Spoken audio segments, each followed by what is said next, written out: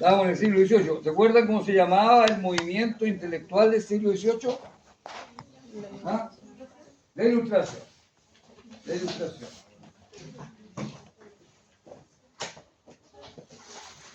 La Ilustración se dio en Europa, fundamentalmente en países como Francia, Alemania, Inglaterra. Hoy está muriendo la reina, así que no ha muerto, ¿ah? Yo creo que murió. Ahora dicen que está grave. No, yo creo que murió.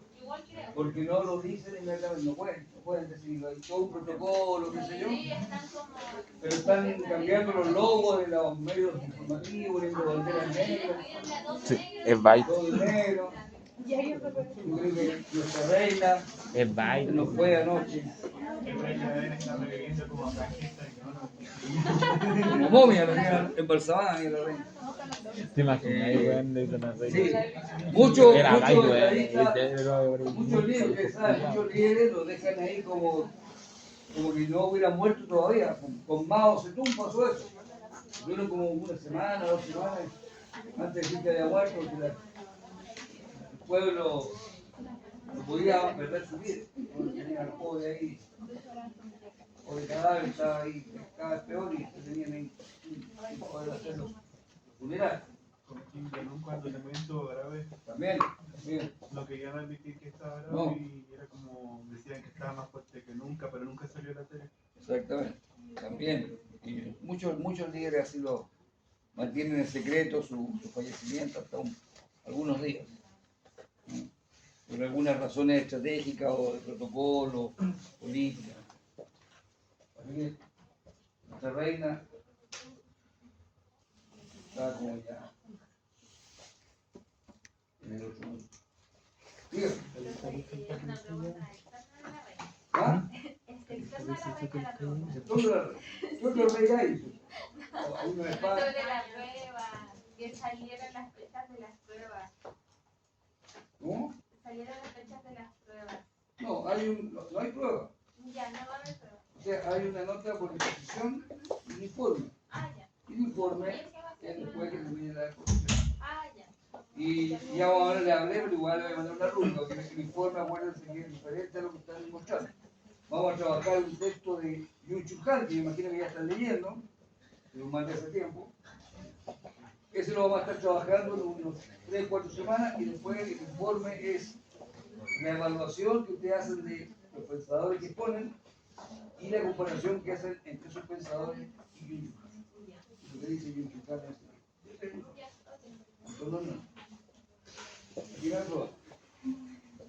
ya. Entonces, la Ilustración en Europa aparecieron algunos filósofos.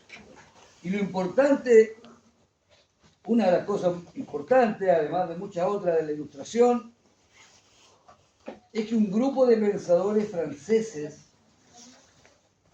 liderados por Denis Diderot, pensador muy importante, que ustedes los abogados y abogadas tienen que conocer.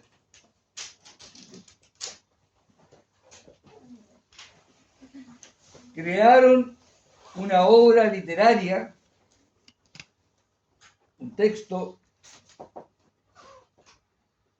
que fue como una verdadera revolución en el terreno del conocimiento. ¿Cómo se llamó ese texto? ¿Alguien sabe? Fueron 28 tomos los que salieron, 28 volúmenes durante muchos años. La enciclopedia de las artes y los oficios, la enciclopedia. ¿No? Es muy importante la enciclopedia. Fue el primer libro que demostró a la población, a la ciudadanía, a toda la gente, todo el conocimiento que había en la época. Por lo cual, este poder que yo les decía de la iglesia, que tenía como celosamente guardado el conocimiento, allí ya se derrumbó absolutamente. O sea, la gente pudo aprender, todo el mundo pudo aprender todo el conocimiento que se estaba desarrollando en ese tiempo. La enciclopedia. Hay toda una historia de la enciclopedia, ustedes pueden buscar. Fueron perseguidos los editores Diderot y D'Alembert, que era un matemático francés. Diderot, filósofo, D'Alembert, matemático. Ellos fueron los editores, pero escribieron muchos centenares de autores, ¿no? Entre ellos filósofos, Rousseau escribió, Voltaire.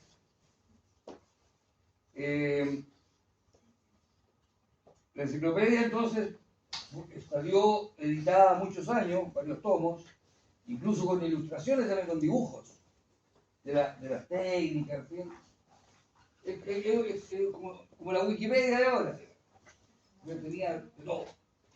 De todo. La Wikipedia viene a ser nuestra última enciclopedia. Y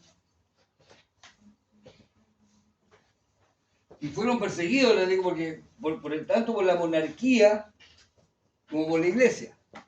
Incluso Diderot estuvo preso un tiempo. Hay toda una historia ahí de censura, persecución, pero finalmente, muy buenos días. ¿Cómo está el cafecito? Hola. Oye, ¿usted viene sin paraguas? No, que tengo con mis cosas. Ah, muy bien. ¿Cómo está usted? Bien.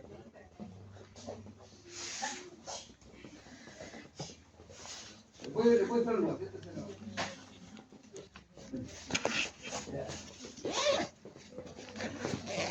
Entonces, la enciclopedia, importante también, un hito importante dentro de la ilustración, como manifestación del saber, como extensión del conocimiento. La enciclopedia. ¿Se arrancó? Eso fue.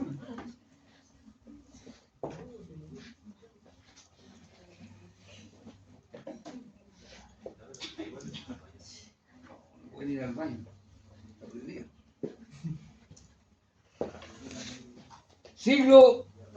Bueno, después ¿qué vino después del periodo de la Ilustración en Francia? La Revolución Francesa. ¿En qué año? ¿Qué año? En 1800. No, muy antes. 1739. 1789. 1789. La Revolución Francesa. También una historia que deben conocer, ¿verdad? Allí se abolió la monarquía,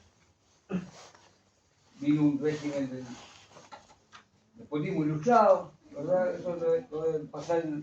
¿Tienen curso de historia o no ustedes? Yo no. ¿Sí? ¿Tuvieron? ¿Y ahí vieron de alguna manera? ¿Ah? ¿Vieron todas estas cosas más o menos? Ya. ¿Cómo está? Buenos días, Victoria Silva.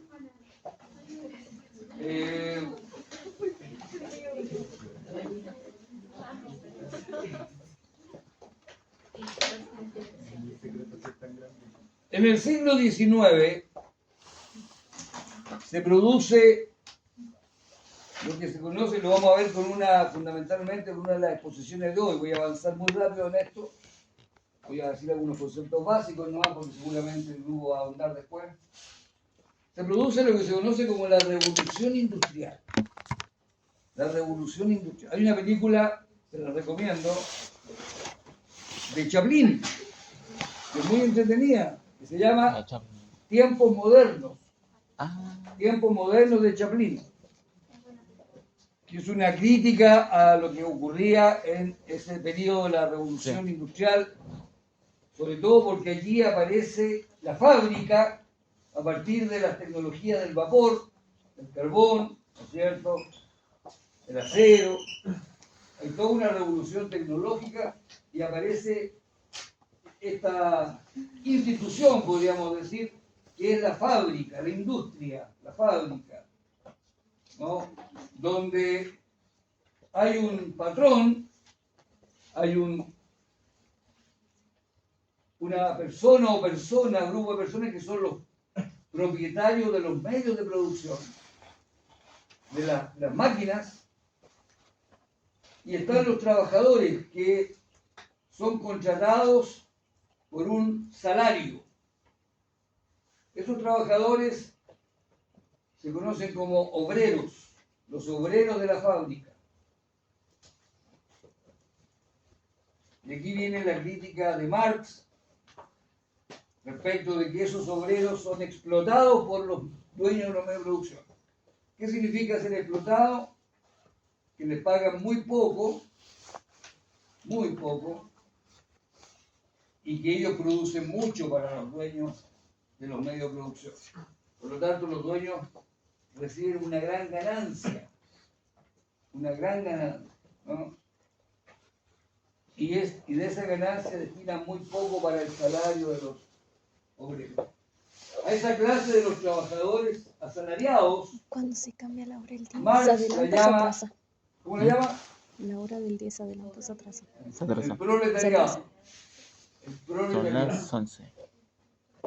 Y a los dueños de los medios de producción que trabajan con el dinero, invirtiendo en máquinas y ganando más dinero, los llama los capitalistas. Y de ahí viene lo que hoy día conocemos como el capitalismo. Se atrasa. Sí. El tema del capital, el dinero. No, estamos bien, son las 11. El que se invierte y el dinero hace que se gane más dinero.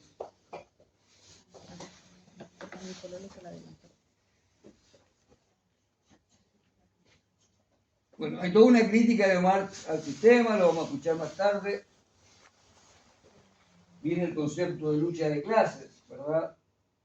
Entre los capitalistas y el proletariado.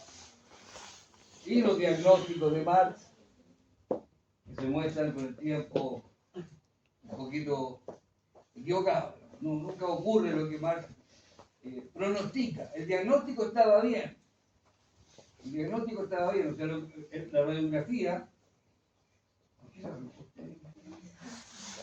la radiografía de lo que estaba ocurriendo estaba muy bien hecha, pero lo que él vaticinó para adelante, allí no se ha producido, nunca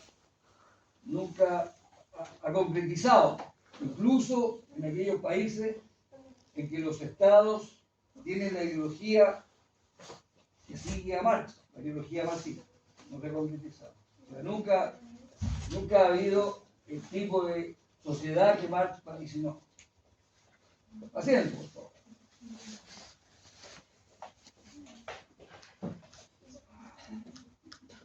La revolución industrial. Hay mucho que decir de la revolución, pero vamos a decir poco, porque vamos a avanzar rápido. Lo que sí podemos señalar es que implicó un traslado masivo del campo a la ciudad, de lo rural a lo urbano, porque las fábricas estaban en las ciudades, en las grandes ciudades. Entonces la gente buscando trabajo abandonó el campo, por lo que decayó mucho la agricultura y se fue a trabajar a la fábrica. Entonces también hubo ahí una migración grande del campo a la ciudad. Con lo que las ciudades comenzaron a sobrepoblarse y además a contaminarse. Ustedes deben haber visto películas, por ejemplo, de Londres, esas películas que hablan del Destripador. ¿Conoce Jack el Destripador? Sí. ¿Sí? ¿Lo conoce? ¿Cómo es? Muy bien. Entonces, por ejemplo, cuando ustedes ven películas del tiempo de Jack el Destripador, ustedes ven un Londres oscuro, en el día, lleno de como de neblina, ¿no es cierto? Todo eso es ceniza, tiene que ver con el carbón de la chimenea, ¿no sé? Mary Poppins también, por la película, estaban los desollinadores, ¿se acuerdan? ¿Vieron a Mary Poppins o no? ¿La conocen? Que hay una canción del desollinador que es amigo de Mary Poppins. O sea, había gente que limpiaba las chimeneas. Se metía adentro y limpiaba y quedaba pero negrísimo. ¿No? Color micro. ¿Qué es lo importante también del siglo XIX? Fuera de algo que van a ver también después en algún otro grupo de exposición. En el siglo XIX, un francés que se llama Auguste Comte dice que la historia de la humanidad ha pasado por tres fases.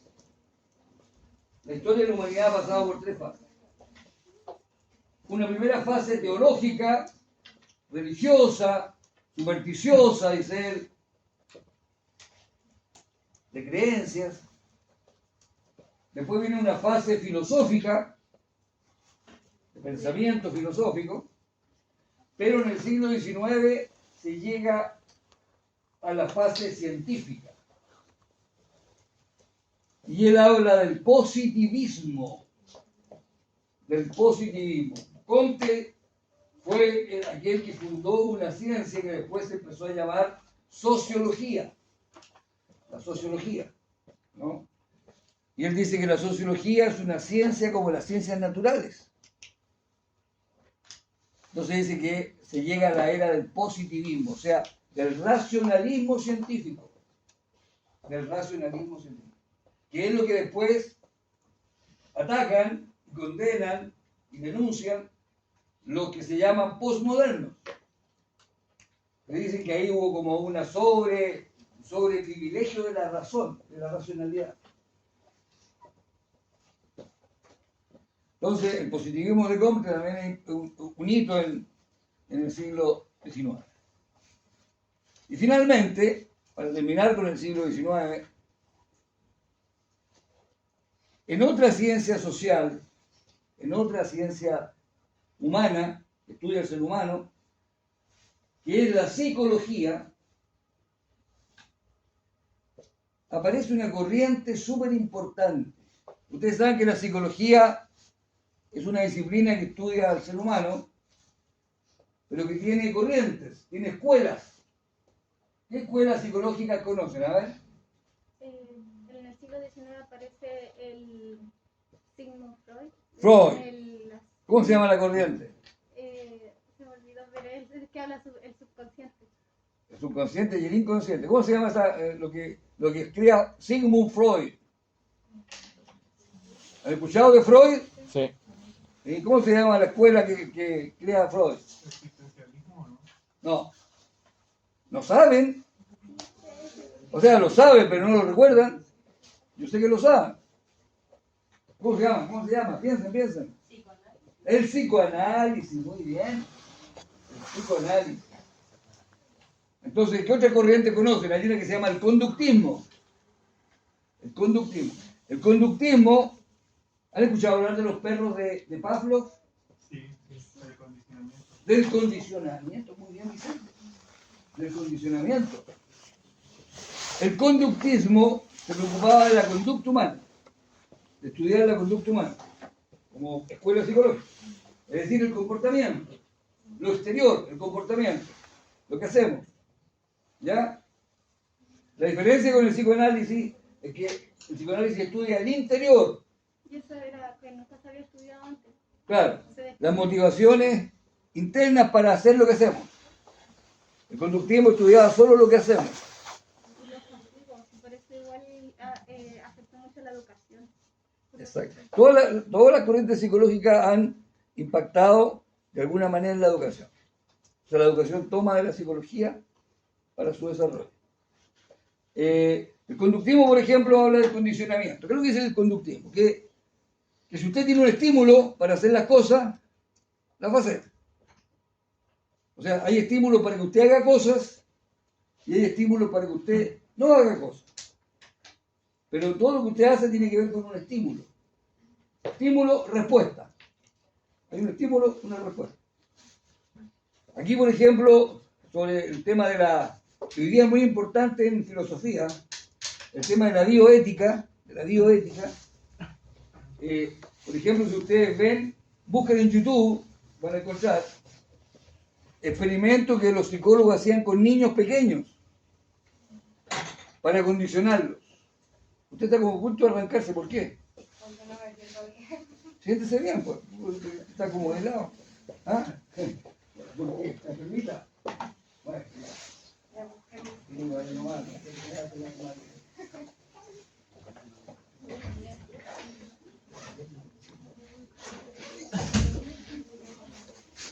estímulo, respuesta, condicionamiento operante, como dice Vicente.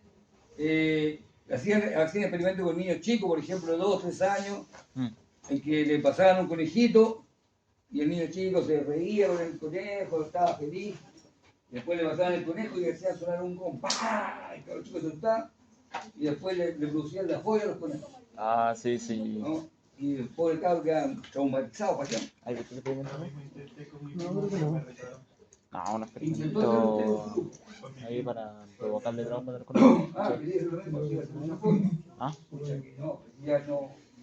¿y has visto el La del... bioética lo impide. Quisiera hacer un cabrón ¿Qué? se tal así como que lo metieron en una cárcel? Le dan distintos roles. Los perros de Pavlov, un experimento que ustedes deben conocer. A un perro, por ejemplo, le muestran todos los días un trozo jugoso de carne. ¿No? Cuando los perros tienen ese estímulo, salivan. Y mientras le muestran ese trozo jugoso, le hacen tocar una campanilla, le hacen escuchar una campanilla. Todos los días. Entonces el perro ve el trozo de carne, Ah, ya creo que... escucha la campanilla, saliva. Y asocia la comida al sonido. Entonces hay un momento en que solamente toca la campanilla sin mostrar la carne y el perro saliva. Entonces ese es el condicionamiento, está condicionado.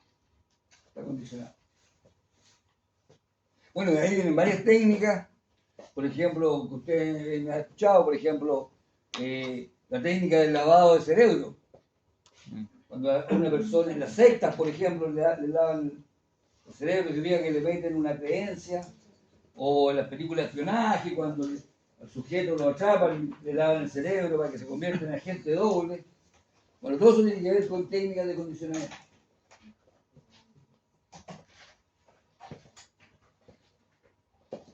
No sé si han escuchado también cuando hay interrogatorio policial, esta estrategia del policía bueno, el policía malo.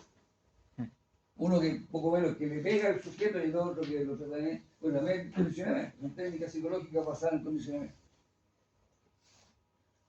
Y la educación, como le decía Francisca, toma de estas corrientes psicológicas para su desarrollo.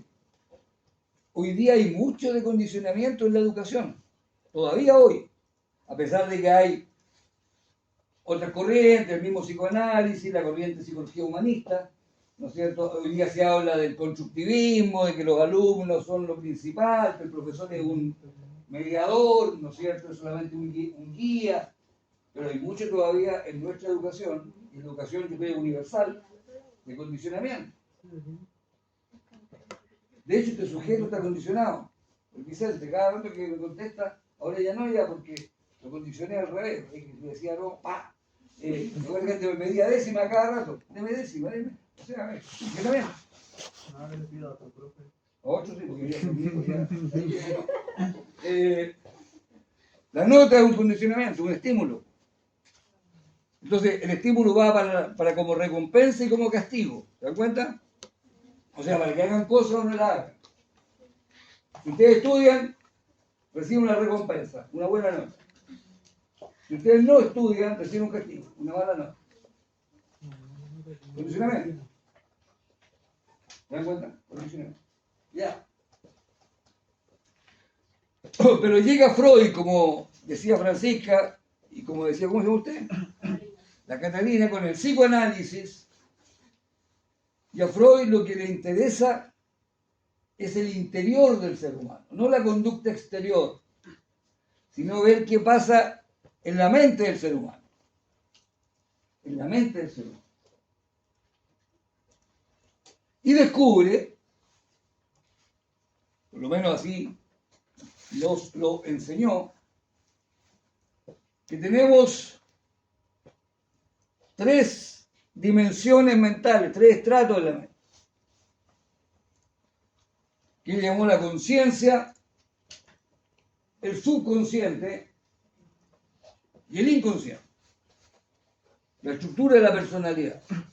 La estructura de la personalidad humana, consciente, subconsciente y consciente.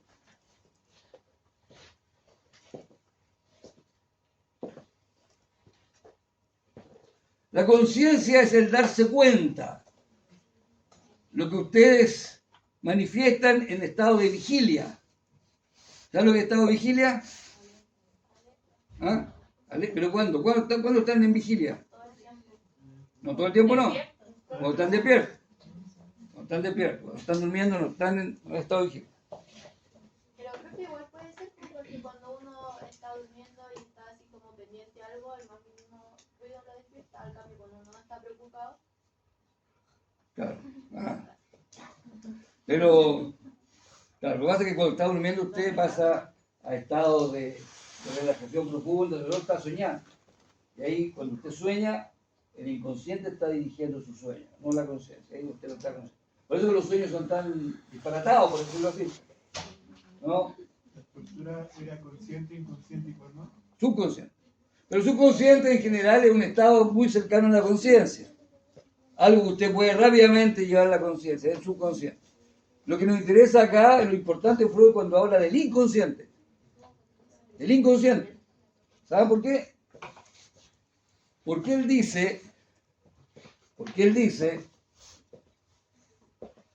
que en el inconsciente alojamos muchas cosas que no tenemos en la conciencia. Piensen en la mente humana como una casa, La conciencia es el living comedor, donde está, cuando usted llegan visitas, usted la lleva al living, es lo que tiene más bonito, es lo que más adorna, es lo que tiene más limpio, porque todas las visitas llegan al living o al comedor. Pero supónganse que la casa tenga un sótano oscuro, donde usted guarda los cachivaches, lo que ya no usa, es como una bodega, ¿verdad? Polvorienta, tiene telaraña, el sótano es lo oculto. Ese es el inconsciente. ¿Cómo se llama usted? Benjamín. Oye, Giacomo no ha llegado. Como siempre, no ha llegado Giacomo. Después va a chamullar, va a decir, ¿está aquí Giacomo? No. Va a decir que no, que tuvo que salvar a los del metro. A ver, con la del metro. Ya.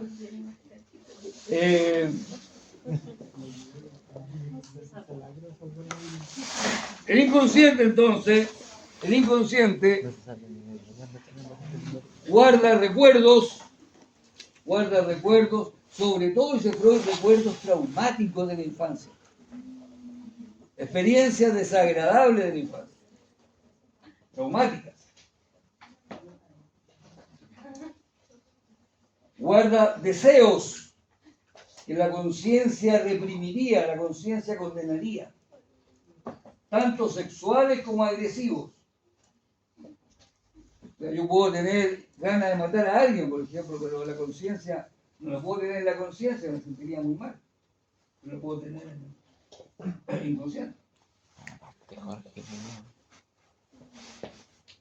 Deseos, pulsiones, recuerdos, trauma. Eso lo guardamos en el inconsciente. Y justamente, fíjense ustedes que dice que uno de los caminos mejores para llegar a saber del inconsciente son los sueños. Hay un libro de Freud que es muy entretenido. Si alguna vez tienen tiempo, quieren aprender algo interesante, conocerse más a sí mismo y además entretenerse, hay un libro que se llama La interpretación de los sueños, donde le enseña a interpretar los sueños. Y además él cuenta sus sueños, hay ejemplos, que él cuenta sueños de él, de sus pacientes, y ahí muestra cómo se interpreta. Es un libro muy, muy interesante, muy interesante. La interpretación de los sueños.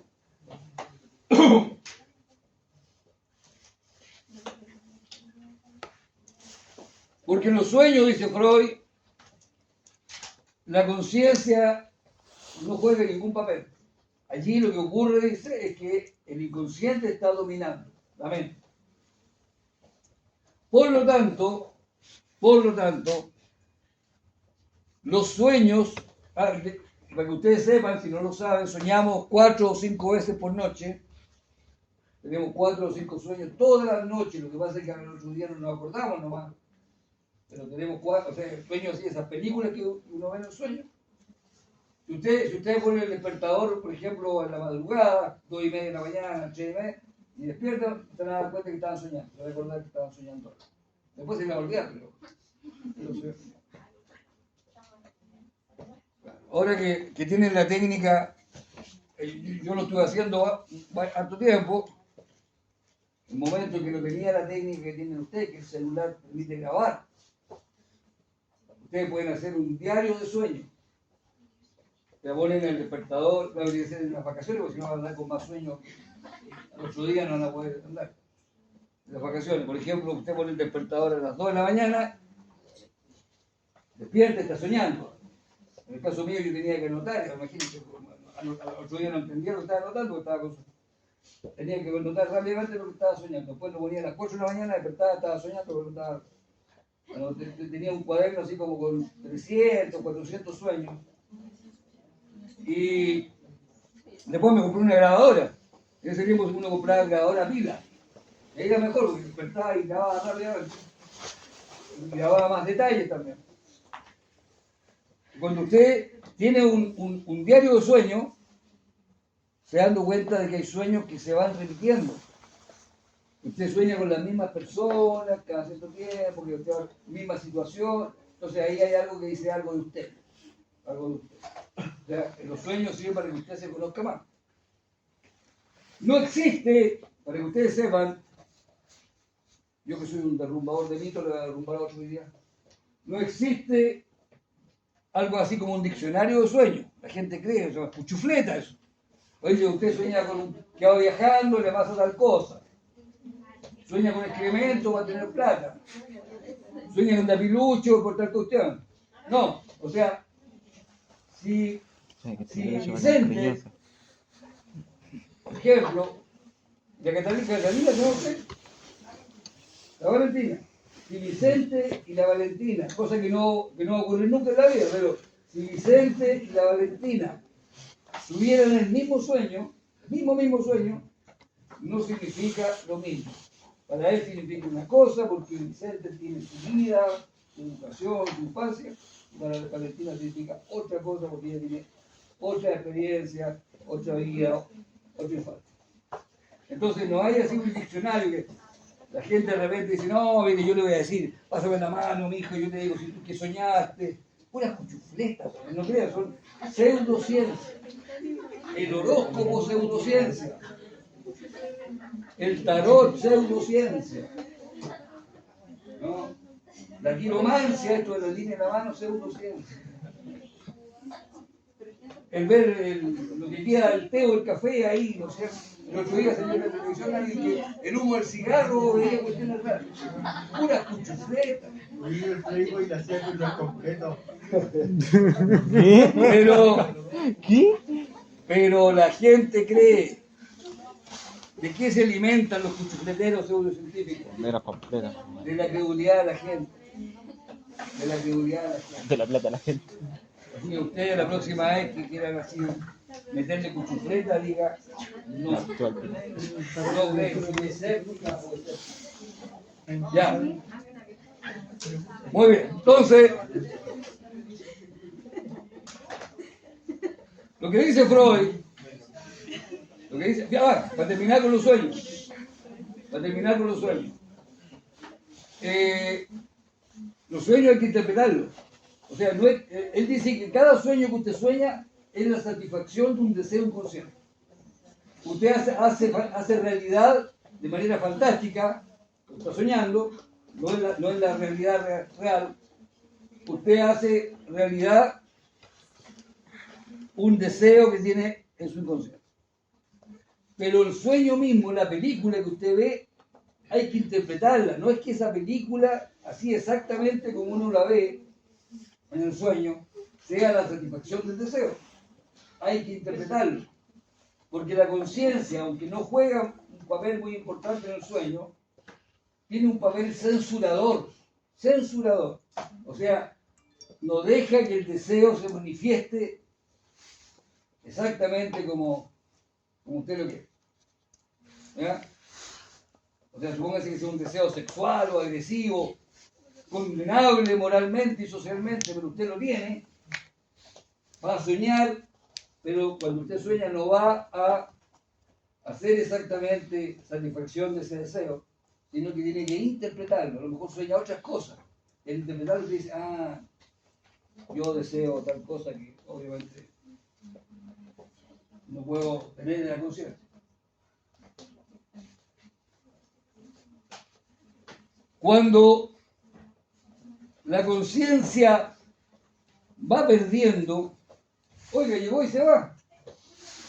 ¿Ah? ¿Le va a prestar qué? ¿A quién? ¿A una misma? Arriéndese, no. Entonces, cuando el sueño se está manifestando el deseo, la satisfacción ya, usted va a saber lo que está, conscientemente lo que está deseando.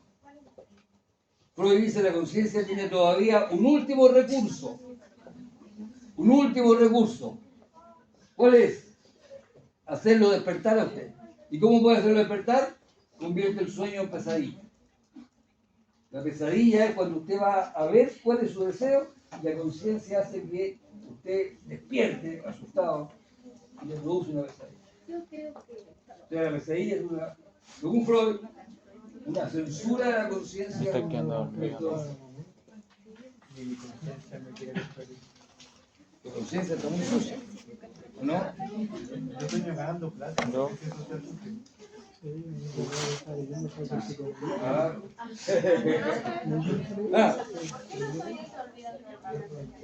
Por la censura. Claro, por la conciencia que censura el sueño. Claro, los sueños son breves, pero parece que uno soñará.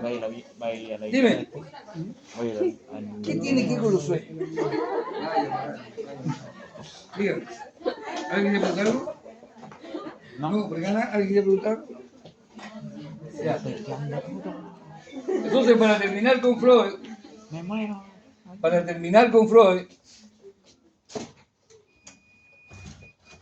lo importante del psicoanálisis, fuera de muchas cosas, obviamente, interesantes que tiene que decir respecto al ser humano, es que él, acuérdense que a partir de la Ilustración, se dijo, y a partir de los filósofos antiguos también, se dice que la esencia del ser humano es ser racional, ¿verdad? Pensar de manera lógica, y la conciencia tiene que ver con la razón. Cuando uno está consciente y toma decisiones conscientes, está usando la razón. Pero Freud nos enseña, y esto es lo provocador del psicoanálisis, Freud nos enseña que muchas veces las decisiones que tomamos o las cosas que hacemos tienen motivaciones que no son conscientes, que son inconscientes. Por ejemplo, supónganse que usted le pregunta a un artista, a un pintor, por ejemplo, le dice, ¿por qué tú pintas esas imágenes? ¿Por qué tú empleas esos colores? Y el pintor le va a dar una explicación racional. Le va a decir, a lo mejor, porque mira, quiero simbolizar con esta imagen algo, una realidad, estos colores me gustan por tal y tales razones. Le va a dar razones. Pero Freud dice, no, esas son, cuando usted da razones, pero usted no sabe cuáles son las verdaderas, Freud llama a eso racionalizaciones. Racionalización. Él dice, si le hacemos un psicoanálisis a ese pintor, vamos a descubrir que hay en su inconsciente traumas, recuerdos, deseos, pulsiones, que lo llevan a pintar esas imágenes con esos colores. Pero él no sabe por qué lo hace. Él no lo sabe. Él va a dar una racionalización. Va a decir, porque estos colores me gustan. Pero no, él pone esas imágenes y plasma esos colores por algo que está en su inconsciente. O sea, muchas veces, por ejemplo, cuando nos enamoramos, no nos enamoramos racionalmente. obviamente, nos decimos, a ver, pro y contra de esa persona, hacemos un listado, nos sentamos, empezamos a ver, me conviene, no. Uno se enamora y justamente lo que muestra que uno se enamore de manera irracional es que a veces uno se enamora de quien menos debiera enamorarse. Pero allí hay factores inconscientes que hacen que uno se acerque a esa persona. Oye, hay personas que buscan parejas, terminan con una y la pegan después, ¿no es cierto? ¿Qué sé yo? Y dicen, esta pareja era como la chica, y se meten con otra exactamente igual. O sea, andan buscando parejas de ese tipo. Chicas malas o chicos malos. No sé.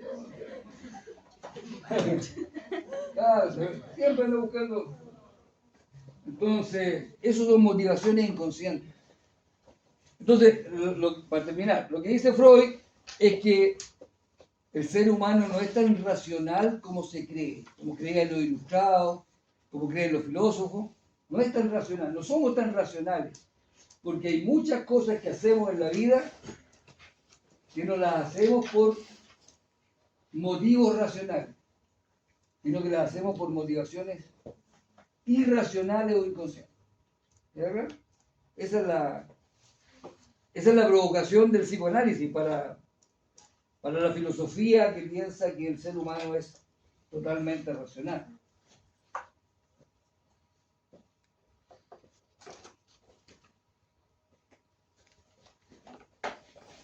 Entonces, en alguna parte, el mismo Freud, y con esto termino para que hagamos un pequeño break y pasemos a las exposiciones. Vamos a hacer el siglo XX para la próxima semana. O para más adelante. Freud dice, con esto termino, que la vanidad humana, la arrogancia del ser humano, ha sufrido tres grandes golpes. Tres grandes golpes, dice él. El primero, cuando Copérnico y después Galileo dijeron que el Sol y los planetas no giraban alrededor de la Tierra, sino que la Tierra giraba alrededor del Sol, con lo que se nos vino abajo toda esta soberbia de que, ¿no es cierto?, éramos los superiores, los hijos de los dioses, que el planeta era el centro del universo. Galileo nos enseñó que no es así, y además después lo supimos que además somos una mota de polvo en una galaxia remota por allá en una esquina del universo donde no hay muchas otras cosas más centrales. Estamos como alejados, así como dejados de la mano de Dios, como dicen los, ¿cierto? Estamos en una mota de polvo allá. Es el primer golpe de la vanidad humana. El segundo golpe de la vanidad humana lo produjo la teoría de la evolución de Darwin, que también ocurrió en el siglo XIX. Ustedes nos tienen que conocer a Darwin, ¿cierto? ¿Sí? La teoría de la evolución dice que todos provenimos desde un tronco común, ¿no es cierto? Y provenimos de otra especie animal.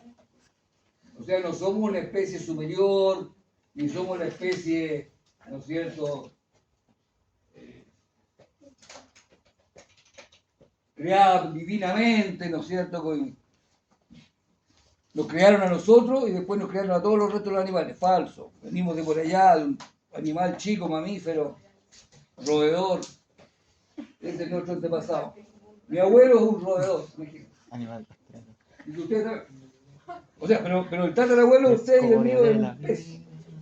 Es un pez. O sea, alguien que salió del agua. ¿Ah? Es un pez bonito, sí, bonito. Aquí va a decir que está feo. Pero, ya, ese es el segundo golpe de la vanidad humana.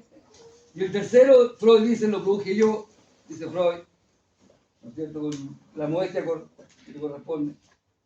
Dice, el golpe del psicoanálisis que habla de que el ser humano no es un animal 100% racional, sino que es también un animal sentimental, pasional, irracional, cuyas motivaciones no siempre son racionales, sino que muchas veces inconscientes. Esos son los tres grandes golpes que ha recibido la arrogancia de la humanidad.